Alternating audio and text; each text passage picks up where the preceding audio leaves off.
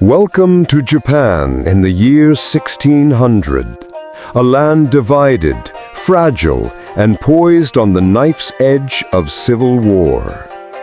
The nation's great warlords, the daimyo, vie for power beneath a young and uncertain ruler. Among them, one man quietly prepares for destiny, Lord Yoshi Toranaga, brilliant, patient, and ruthless. Into this dangerous world drifts an outsider, John Blackthorne, an English pilot whose Dutch ship is wrecked on the Japanese coast. He is the first Protestant and the first Englishman to ever reach Japan. Blackthorne's arrival upends the delicate balance between European powers. The Portuguese traders and Jesuit priests who have long held Japan's trust see him as a heretic and a threat, a crack in their religious monopoly. Captured and paraded before Toranaga, Blackthorne, now called Anjin-san, becomes both a curiosity and a weapon.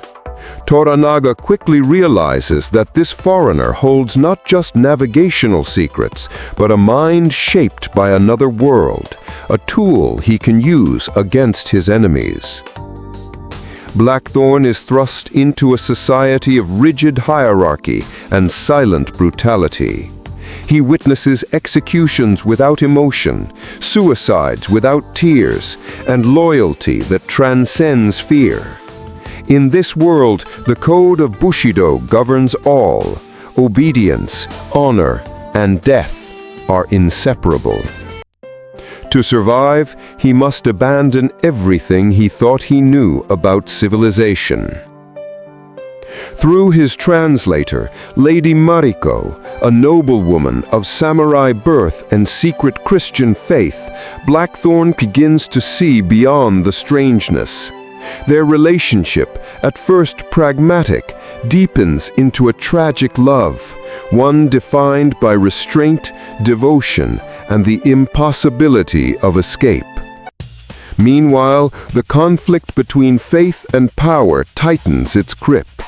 The Jesuit priests conspire to protect their trade routes and influence, while Toranaga plays them all, foreigner and native alike, in a vast game of deception. Every alliance is temporary. Every kindness is a move on the board. Toranaga's chief rival, Bushido, commands the Council of Regents and seeks to corner him politically and militarily. Outnumbered and under surveillance, Toranaga's only weapon is patience, a subtle dance of appearances, deception, and perfect timing. Blackthorne, trained in Western tactics, becomes Toranaga's unlikely ally, introducing him to the power of European ships, muskets, and navigation. In turn, Blackthorne learns that true strategy is not conquest, but control. Yet, as Toranaga's ambitions grow, so do the costs. Lady Mariko, torn between her faith and her duty, sacrifices herself in a final act of honor and defiance, proving that in Japan, death can carry more meaning than life. Her death marks the end of Blackthorne's transformation, the moment he fully understands the soul of this new world. At last, the pieces fall into place. Toranaga's submission, his defeats, his retreats have all been calculated illusions. Every enemy who believed they were winning was already ensnared in his design. He never needed armies, only time. When his plan is revealed, Ishido's downfall is total, and Toranaga emerges unchallenged, the future shogun of Japan. His rule will forge a new nation from centuries of blood and chaos. For Blackthorne, the transformation is irreversible. He came seeking fortune, but found something far greater, a new identity, bound by duty, loss, and enlightenment. He will never see England again.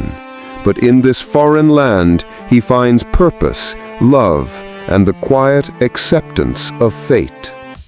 Shōgun is an epic of strategy, faith, and transformation, a tale of how the meeting of two worlds reshaped both. It is about a man who lost everything he knew, and in doing so, became part of something eternal. If this grand saga of power, honor, and destiny captured your attention, hit like and subscribe for more deep dives into the greatest literary epics ever written.